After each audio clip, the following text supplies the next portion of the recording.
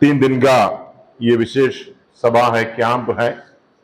और जैसे हमारे जो थीम है दीपकों के जैसे चमको, फिलिपियों की पत्री से निकाला गया है। और ये थीम विशेष करके विश्वासियों को सामने रखते हुए बनाया गया है। प्रभु यीशु मसीह के लिए चमको किसको बोल रहा है? अविश्वासी को नहीं बोल रहा है, विश्वासी को, जिसका उद्धार हुआ है उनको बोल रहा है। आज ये हमारा पहला सत्र है। हम आगे बढ़ने से पहले इस सत्र में हम चाहेंगे उद्धार के विषय में कुछ और बातें हम सुने। यदि ऐसा कोई यहां पर है जिसका अभी तक उद्धार नहीं हुआ है, क्योंकि आगे जो भी बोला जाएगा उद्धार पाने वालों, उद्धार पाए हुए लोगों के लिए होगा। और इसलिए इस पहला सत्र में उद्धार के विषय में कुछ बातें हम देखेंगे।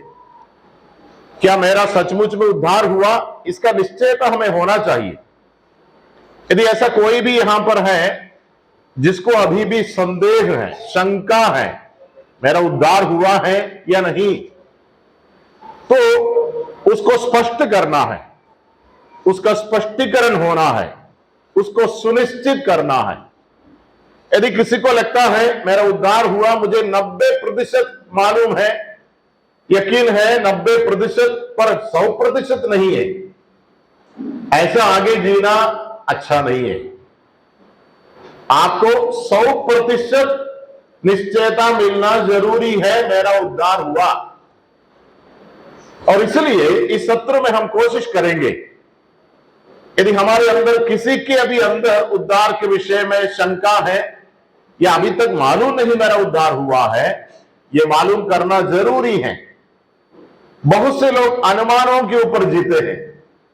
कुछ लोगों को लगता है कि मैं शुरू से चर्च में जाता हूं या बहुत सालों से चर्च में जाता हूं, कलीसिया में जाता हूं, मैं बहुत से आत्मिक कार्यों में भाग लेता हूं, मैं प्रभु के नाम में पैसा देता हूं, इसलिए हो सकता है मेरा उद्धार हुआ हो। ऐसा अनुमान में जीना अच्छा नहीं है, खतरा है, खतरनाक है। सचमुच में मेरा नाम जीवन के पुस्तक में लिखा है, 100% मुझे मालूम है, यह यकीन सबके अंदर होना जरूरी है। केवल अनुमान नहीं, निश्चयता, यकीन। मुझे मालूम है मेरा उद्धार हुआ, उद्धार का लक्षण मेरे अंदर मुझको दिख रहा है। यकीन, ये निश्चयता सबको होना चाहिए। मुझे मालूम है मेरा उद्धार हुआ, क्योंकि उद्धार पाए हुए एक व्यक्ति के अंदर जो लक्षण दिखना चाहिए वो मेरे अंदर मैं देखता हूं। अनुमान, अंदाजा के ऊपर हमें जीना नहीं, खतरनाक है। और इसलिए इस पहला सत्र में मैं आपके ध्यान को पुराना नियम का एक वचन की ओर लाना चाहता हूं। ईयोब का पुस्तक अध्याय 14, ईयोब का पुस्तक 14वां अध्याय, उसका एक छोटा सा पद मैं पढ़ूंगा। वचन 4, अध्याय 14,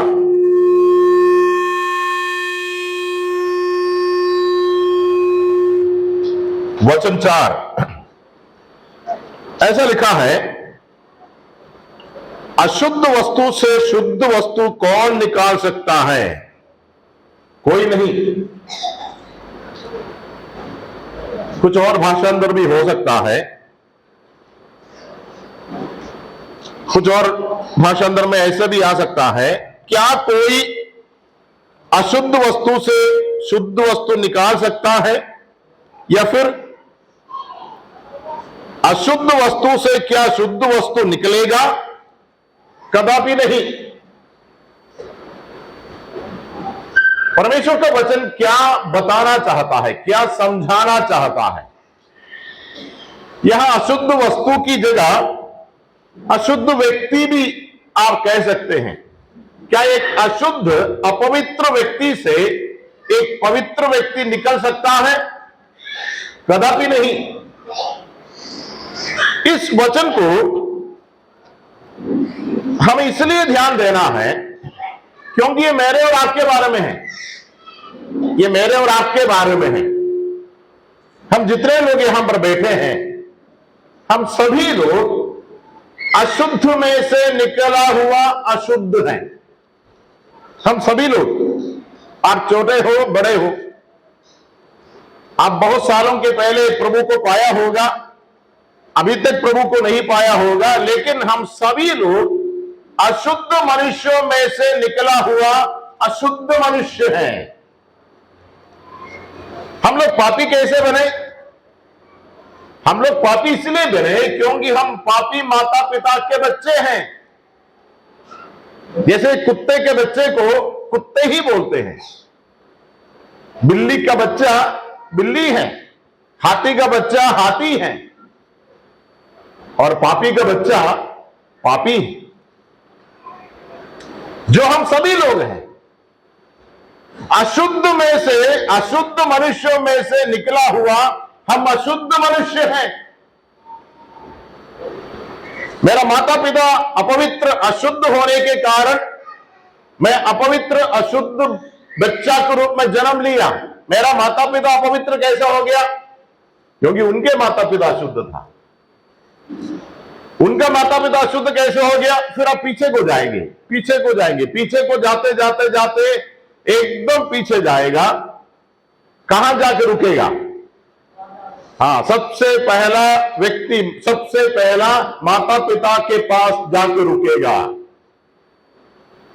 आदम जब बनाया गया तब आदम अशुद्ध नहीं था, है ना? हम प्रभु के वचन में पढ़ते हैं कि परमेश्वर ने अपने स्वरूप और अपने समानता में बनाया आदम को। शुद्ध था वो, पवित्र था वो, निर्दोष था वो। परंतु जिस दिन आदम पाप किया, उस दिन आदम न केवल पापी बन गया, पापी तो बन गया, अपराधी बन गया, पर साथ साथ आदम अशुद्ध बन गया। ये दोनों अलग अलग बात है। आदम अपराधी बन गया क्योंकि नियम का उल्लंघन किया। जो नियम का उल्लंघन करता है उसको अपराधी बोलता है, अपराध करता है। पर आदम केवल अपराधी नहीं बना, आदम अशुद्ध बन गया। कैसे मालूम? क्योंकि परमेश्वर ने कहा जिस दिन तू ये खाएगा, अर्थात जिस दिन तू आज्ञा का उल्लंघन करेगा, तू केवल अपराधी नहीं बनेगा, तू मर जाएगा। मर जाएगा का मतलब तुम्हारे अंदर से जीवन चला जाएगा। हम जानते हैं उस दिन आदम मरा नहीं। आदम बहुत साल और जिया, लगभग 930 साल जिया। पर उस दिन कुछ हुआ, जिस दिन आदम ने फल खाया उस दिन जीवन चला गया, या फिर ऐसे समझिए परमेश्वर उसके अंदर से चला गया, परमेश्वर निकल गया। जब परमेश्वर निकल गया तब क्या हो गया? जैसे कि आप सोचिए, आज दिन में 2-3 बार लाइट चला गया। सोचो, जब लाइट चली जाती है अपने आप अंधकार आ जाता है। अंधकार को हम लाने की जरूरत नहीं है, अंधकार को लाने के लिए कोई स्विच नहीं है। जैसे कि आपने स्विच दबाया, अंधकार आ गया, ऐसा होता नहीं है। अंधकार तब आता है जब लाइट जाती है। मतलब अंधकार यहां है, अभी अंधकार समझ में नहीं आता क्योंकि लाइट है। एक बार लाइट चली जाएगी, अंधकार को जबरदस्ती लाने की जरूरत नहीं है, अंधकार अपने आप आ जाएगा। इसी प्रकार जब आदम ने पाप किया, परमेश्वर आदम के अंदर से चला गया, और जब परमेश्वर आदम के अंदर से चला गया तब क्या आ गया?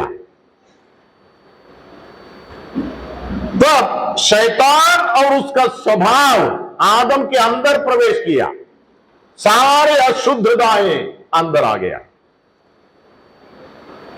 और उसके बाद आप जानते हैं आदम को संतान हुआ पाप करने से पहले नहीं, पाप करने के बाद। आप थोड़ा सोचिए, यदि पाप करने से पहले आदम के बच्चे होते तो पापी नहीं होते हो। वो शुद्ध माता पिता से जन्मा शुद्ध बच्चे होते, लेकिन आदम के बच्चे पैदा हो गया आदम अशुद्ध बनने के बाद, और अशुद्ध आदम हव्वा से जो बच्चा आया वो भी तो अशुद्ध बन गया। और कईन उसमें से एक है। लिखा है कि दोनों भाई परमेश्वर के पास आया अर्पण भेंट चढ़ाने के लिए, और परमेश्वर ने एक का भेंट को स्वीकार किया, दूसरे के भेंट को तिरस्कार किया। कईन के भेंट जब तिरस्कार हुआ तो लिखा है कईन क्रोधित हो गया। क्रोध आया कहां से? जब क्रोध आता कहां से है? अंदर से आता है। गुस्सा, गाली आता किधर से है? गाली अंदर से आता है। लालच अंदर से आता है। व्यभिचार करने का लालच अंदर से आता है। हत्या करने का इच्छा अंदर से आता है। लेकिन अंदर कब गया ये? प्रभु यीशु मसीह ने कहा जो मनुष्य के अंदर से निकलता है वो मनुष्य को अशुद्ध करता है। ठीक है, अंदर से निकलता है, लेकिन अंदर से निकलने के लिए पहले अंदर जाना चाहिए ना। पहले अंदर गया तभी तो अंदर से निकला, लेकिन अंदर गया कब?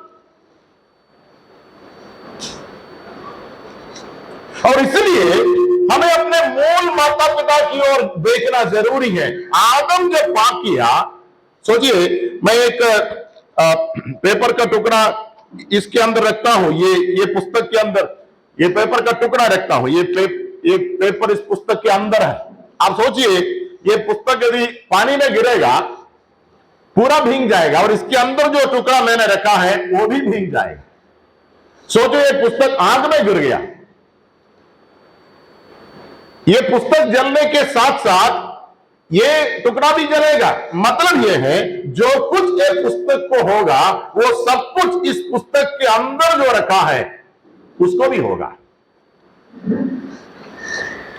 कहने का तात्पर्य क्या है? कहने का तात्पर्य यह है हम सभी लोग आदम के अंदर से निकला। कब निकला? आदम पाप करने के बाद। उसका मतलब आदम को जो कुछ भी हुआ वो सब हमको भी हुआ, क्योंकि हम आदम में थे। कहां से आया? हम आदम से आया। बाइबल कितना स्पष्ट बताता है, परमेश्वर ने एक ही मूल पुरुष से सारे मानव जाति का निर्माण किया। एक ही मूल पुरुष से। हमारा आदि माता पिता आदम हमारे सबसे बड़ा पूर्वज है, हम उसके संतान हैं, आदम की संतान। इसलिए जो कुछ आदम को हुआ वो सब हमको भी हुआ। अर्थात आदम अपराधी बन गया, मैं भी अपराधी बन गया। आदम अशुद्ध बन गया, मैं भी अशुद्ध बन गया। कब से? हम लोग ऐसे साधारण रूप से हम लोग बोलते हैं हम जन्म से पापी हैं। उसका एक हिस्सा सही है, एक अर्थ से वो सही है, पर यदि असल में पूछा जाए हम कब से पापी हैं? हम तभी से पापी हैं। आदम के वाटिका में, आदम के बगीचे में जब आदम ने पाप किया ना, तब से हम पापी हैं, क्योंकि उस समय मैं था आदम के अंदर। और आदम के अंदर जो कुछ अशुद्धता भर गया वो सब मेरे अंदर भी भर गया। ये थोड़ा समझना मुश्किल है। जब एक छोटा सा बच्चा पैदा होता है, एक दिन का बच्चा, वो बच्चा देखने में बहुत सुंदर है, बहुत प्यारा है, छोटा बच्चा सबको अच्छा लगता है। लेकिन प्रभु का वचन एक बहुत बड़ा सत्य बताता है। वो सत्य यह है, हालांकि ये छोटा बच्चा सुंदर है, अच्छा लगता है, उसके अंदर जीवन है, शारीरिक जीवन है, लेकिन दुनिया में जितनी गंदगी है वो सारे के सारे गंदगी इस एक दिन का छोटा बच्चे के अंदर है। कैसे मालूम?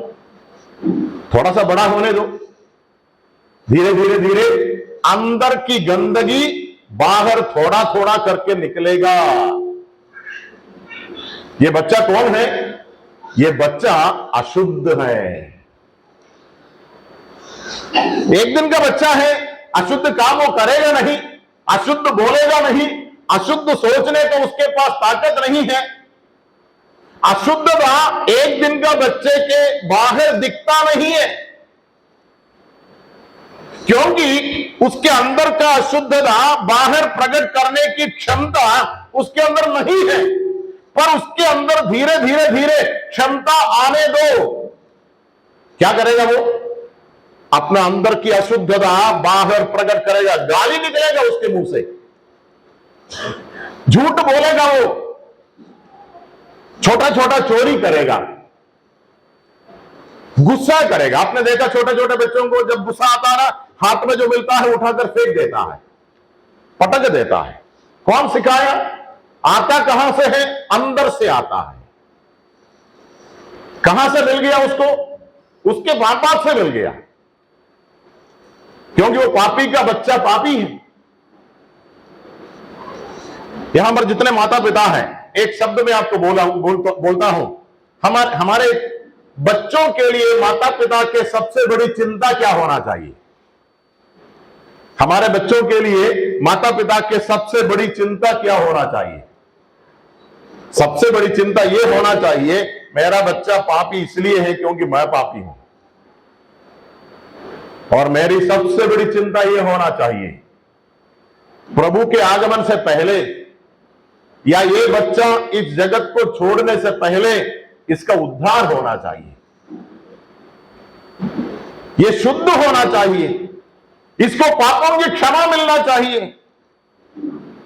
अशुद्ध वस्तु में से कोई शुद्ध वस्तु नहीं निकलेगा। मतलब आदम के यदि आप संतान है, आदम के संतान में से एक भी ऐसा नहीं है जो शुद्ध है, जो पवित्र है। प्रभु यीशु मसीह आदम की संतान नहीं था, है ना? यीशु मसीह के बारे में हम क्या पढ़ते हैं? यीशु मसीह के बारे में ऐसा लिखा है, यीशु मसीह स्त्री की संतति है, पुरुष की संतति नहीं है, वो कुंवारी की संतति था। और कितना स्पष्ट लिखा है कि पवित्र आत्मा के द्वारा मरियम गर्भवती हुई। आदम से यीशु मसीह का कोई भी लेना देना नहीं है, और इसलिए वो पवित्र प्रजा है। लूका के सुसमाचार में लिखा है, वो पवित्र प्रजा जो उत्पन्न होगा परमेश्वर का पुत्र कहलाया जाएगा। पाप नहीं है उसके अंदर। पूरे मानव राशि में, मानव समूह में केवल एक बच्चा पैदा हो गया जिसके अंदर अशुद्धता नहीं था, वो प्रभु यीशु मसीह है। उसको छोड़कर बाकी जितने बच्चे पैदा होता है, एक दिन का हो, एक साल का हो, 100 साल का क्यों ना हो, अशुद्धता अंदर है। ये हम सभी लोगों को स्वीकार करना जरूरी है। एक और बात मैं आपको बताना चाहता हूं, वो ये है, सारे मनुष्य अशुद्ध हैं, पर जरूरी नहीं है कि सारे मनुष्य के अंदर का जो अशुद्धता है वो बाहर दिखे। कुछ ऐसे लोग हैं जो बड़े गुंडागर्दी करते हैं, पता है ना? समाज में बहुत से ऐसे लोग हैं, बदमाश है, गुंडे हैं, हमेशा गाली बकते रहते हैं। पर आपने ध्यान दिया होगा, कुछ ऐसे भी लोग हैं जो बहुत शांत हैं, विश्वासी नहीं है पर बहुत शांत है, किसी से झगड़ा नहीं करेगा। यदि उसके ऊपर कोई अन्याय होता भी है वो छोड़ देगा, अरे माफ कर दो, छोड़ दो। याद रखना, वो जो बदमाश है वो भी अशुद्ध है, ये जो शांत है ये भी अशुद्ध है। फर्क क्या है? फर्क इतना है, एक के अंदर का अशुद्धता बाहर थोड़ा ज्यादा दिखता है, दूसरे के अंदर के अशुद्धता बाहर थोड़ा कम दिखता है, पर है दोनों अशुद्ध। कुछ लोगों को देखकर हमको लगेगा अरे ये तो बड़ा सज्जन है, संत है, क्योंकि झगड़ा नहीं करता है। कितने ऐसे लोग हैं जो सिगरेट नहीं पीता है अविश्वासियों में, है ना? अविश्वासियों में कितने लोग हैं जो तंबाकू नहीं खाता है। अरे अविश्वासियों में कितने ऐसे भी हैं जो चींटी को भी नहीं मारता है। पर प्रभु का वचन कहता है सारे के सारे अशुद्ध हैं, चाहे चींटी को मारे या इंसान को मारे। अशुद्ध मनुष्य सब अशुद्ध है, क्योंकि मनुष्य अशुद्ध माता पिता से पैदा हुआ है। इसलिए कुछ बच्चों को ऐसा सोचना स्वाभाविक है। जैसे कि मैं जब छोटे उम्र का था, मेरा जन्म एक मसीही विश्वासी परिवार में हुआ। इसके वजह से छोटे उम्र से कलीसिया में जाना, आत्मिक कार्यों में शामिल होना, है ना, संडे स्कूल में जाना, गीत गाना, प्रार्थना करना, वचन पढ़ना, ये सब माता पिता ने उसका प्रशिक्षण दिया। और इसलिए एक बड़ी तकलीफ हुआ। तकलीफ यह था, मैं सोचने लगा मेरे उम्र के बाकी बच्चों से मैं अच्छा हूं। स्कूल में जाते हैं, 8वीं 9वीं में जब पढ़ते हैं, बाकी बच्चे आके गंदे गंदे गाली बोलते हैं, तो मैं तो नहीं बोलता हूं। बाकी बच्चे आकर आपस में ये लोग बातचीत करते हैं सिनेमा के बारे में। अरे कल मैं वो फलाना सिनेमा देखने गया था, फिर सिनेमा के अंदर का चर्चा करते। मेरे पास तो सिनेमा का चर्चा करने के लिए कुछ है नहीं, मुझे कुछ आता भी नहीं। तो मेरे अंदर एक विचार आया, अरे ये तो सिनेमा देखते हैं, मैं कहां देखता हूं। ये तो गाली बकते हैं, मैं कहां गाली बकता हूं। ये मतलब बुरी दोस्ती में कहां कहां चले जाते हैं। मैं तो घर से स्कूल, स्कूल से घर। तो ऐसा सोचना स्वाभाविक है। मैं अपने बारे में ये सोचने लगा, मैं तो थोड़ा ठीक हूं, है ना, मैं थोड़ा ठीक हूं। ठीक मतलब इनसे तो मैं अच्छा हूं ना, ये लोग मेरे से बुरा है। पर ऐसा सोचने से एक बहुत बड़ा धोखा हो गया। धोखा क्या है मालूम? यदि इधर ऐसा सोचने वाला कोई भी है, मैं आपके लिए भी बताना चाहता हूं, ऐसा सोचने से बहुत बड़ा धोखा होता है। वो धोखा क्या है मालूम है? ऐसा सोचने वालों का उद्धार होगा नहीं। कैसा सोचने वाले का? यदि किसी को लगता है मैं पापी तो हूं, लेकिन इतना बड़ा पापी नहीं हूं मैं। यदि किसी को लगता है मैं पापी हूं, पर इतना बड़ा पापी मैं नहीं हूं, मेरे से भी बड़े बड़े पापी हैं। यदि कोई ऐसा सोचता है, उनका उद्धार होना लगभग अनहोना जैसा है। उद्धार किसका होगा? एक जाने माने वचन है पवित्र शास्त्र में, नया नियम में, वो वचन मैं थोड़ा पढ़ना चाहूंगा। तीमुथियुस की पहली पत्री पहला अध्याय, तीमुथियुस की पहली पत्री पहला अध्याय का 15वां पद। ये एक विश्वसनीय और हर प्रकार से ग्रहण योग्य बात है कि मसीह यीशु संसार में पापियों का उद्धार करने आया, जिनमें सबसे बड़ा मैं हूं। सबसे बड़ा पापी कौन है? सबसे बड़ा पापी कौन है? मुझे भी लगता था एक समय सबसे बड़ा पापी पौलुस है। कोई पूछेगा अरे सबसे बड़ा पापी कौन है? अरे सबसे बड़ा पापी पौलुस है। नहीं, पौलुस वो नहीं बताता है। पौलुस ये बताता है यदि तुम्हारा उद्धार होना है, तुमको भी इस बिंदु में आना पड़ेगा। कौन सा बिंदु में? तुमको भी स्वीकार करना पड़ेगा सबसे बड़ा पापी पौलुस नहीं है, सबसे बड़ा पापी मैं हूं। इस बिंदु में जब तक आप नहीं आओगे, तब तक उद्धार असंभव है। सबसे बड़ा पापी मैं हूं, यह कबूल करने का मतलब क्या है मालूम है? बाकी सब लोग मेरे से अच्छा है। यह स्वीकार करना आसान नहीं है। और जब एक पापी को सचमुच में यह समझ में आएगा मैं सबसे बड़ा पापी हूं, तब उसका परिणाम क्या होगा मालूम है?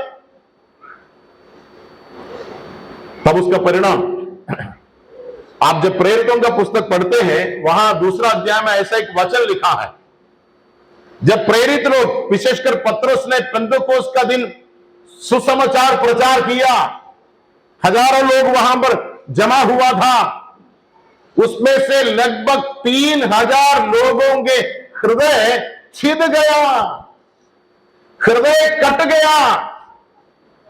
हृदय कट जाने का कारण क्या है? हृदय कट जाने का कारण यह है, इन 3000 लोगों को समझ में आया सबसे बड़ा पापी मैं हूं। जब सबसे बड़ा पापी मैं हूं समझ में आता है, तब हृदय के अंदर बहुत बड़ा दर्द होता है, दर्द, पीड़ा पैदा होता है, शर्म आता है। उद्धार पाने के लिए यह जरूरी है। आप में से जितने लोगों को उद्धार हुआ है, एक छोटा सा प्रश्न मैं आपसे पूछता हूं, उत्तर मुझे नहीं देना, अपने आप को देना। आपको पाप का दर्द कब हुआ? आपको कब समझ में आया मैं सबसे बड़ा पापी हूं? आपका हृदय कब टूटा? आपको वेदना कब आया? यदि वेदना नहीं आया, उसका मतलब पाप का बोझ नहीं आया, पाप का दर्द नहीं आया। यदि पाप का दर्द नहीं आया तो उद्धार असंभव है। हाथ उठाने से उद्धार नहीं होगा, प्रार्थना करने से भी उद्धार नहीं होगा। स्वर्ग जाने की इच्छा है, उद्धार नहीं होगा। कलीसिया में जाते रहते हैं, उद्धार नहीं होगा। उद्धार तब तक नहीं होगा जब तक पाप का वेदना हृदय के अंदर नहीं आएगा।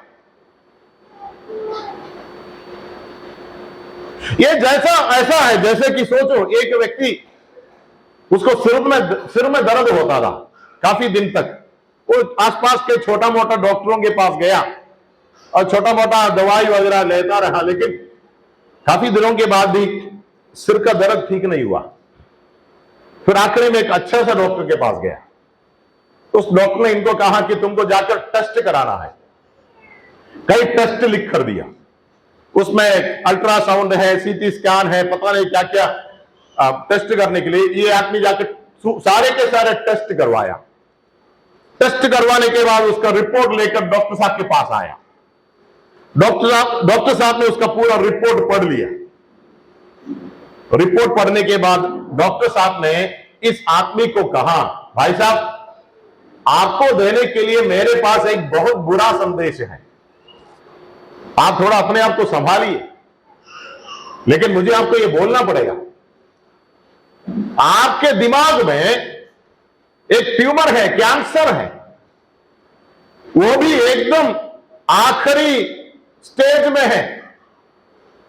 आप ज्यादा दिन जिएगा नहीं, आप मुश्किल से 2 हफ्ते जिएगा। आप मृत्यु के द्वार पर हैं। सोचो, यदि डॉक्टर साहब ऐसा बोलता, तब इस व्यक्ति का क्या प्रतिक्रिया होगा?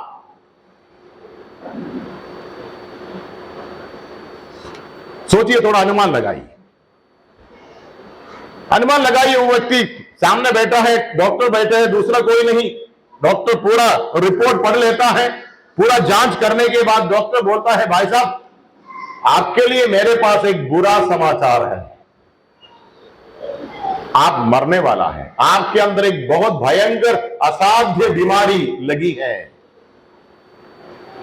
क्या करेगा वो? यदि वो मनुष्य पागल नहीं है, वो क्या करेगा? वो छाती पीटेगा, वो जोर जोर से चिल्लाएगा, वो डॉक्टर को बोलेगा, डॉक्टर साहब, मैं पैसा कितना भी खर्चा करने के लिए तैयार हूं, लेकिन आप मेरी जान को बचाइए। वो रोएगा, चिल्लाएगा, क्योंकि मृत्यु के एकदम सामने खड़ा है।